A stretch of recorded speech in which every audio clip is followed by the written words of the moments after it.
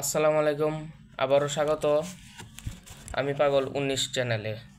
তো আমি আজকে কথা বলবো বাংলাদেশ বনাম হংকং ম্যাচ, আসন্ন এশিয়া কাপ বাছাই পর্ব এবং মূল পর্বে যাওয়ার যে একটা যুদ্ধ বা কী বলবো, মানে তাদের যে একটা লড়াই বাংলাদেশ হংকং ম্যাচের মধ্যে, সেটা নিয়ে কথা বলবো।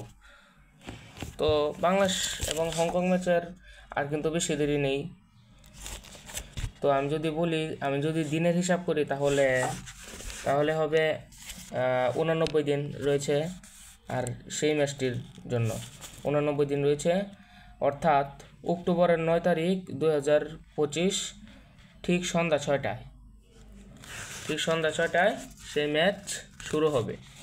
এখনও আমি জানি না কোন ভেন্যুতে খেলা হবে। আমি যদি জানি তাহলে আপনাদের অবশ্যই জানিয়ে দেব।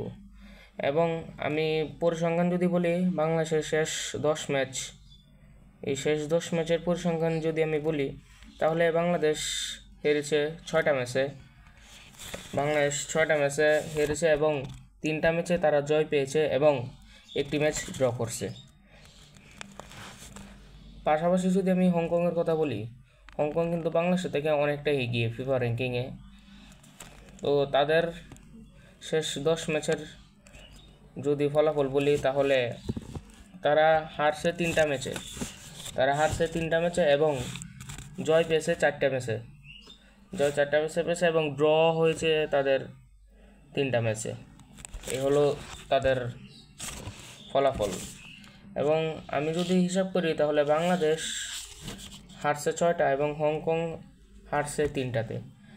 এর মানে বাংলাদেশ আরও 3টা বেশি ম্যাচ, হংকংয়ের সাথে যদি আমি তুলনা করি, তাহলে বাংলাদেশ আরও 3টা ম্যাচ বেশি হারছে।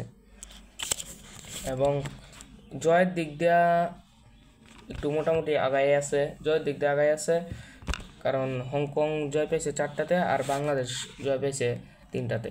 তো 1 ম্যাচের ব্যবধান। এবং ড্রর কথা যদি হিসাব করি, তাহলে ড্র 1টাতে আর হংকং ড্র 3টাতে এবং আর বাংলাদেশ ড্র 1টাতে।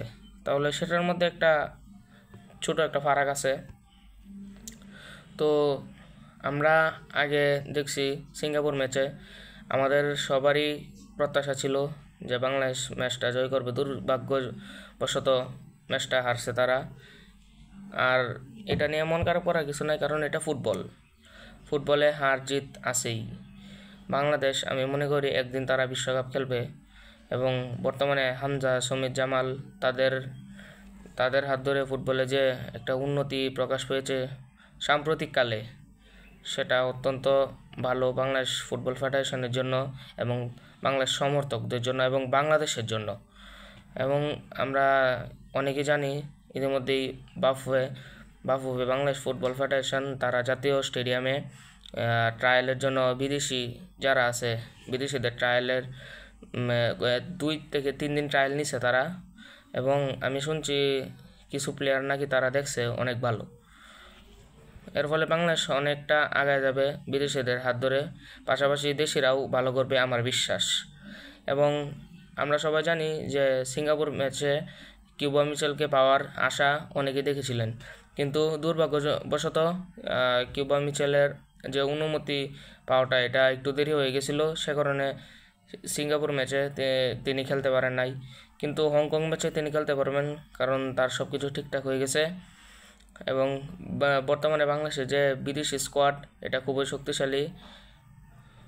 এবং আপনি যদি লক্ষ্য করেন আর বাংলাদেশের মধ্যে বিদেশি কারা কারা আছে, তাহলে আমি বলতে পারি জামাল, তারপর কিউবা মিচেল, সামিত সোম, হামজা, পরে আছে তারিক কাজী, তারা আছে।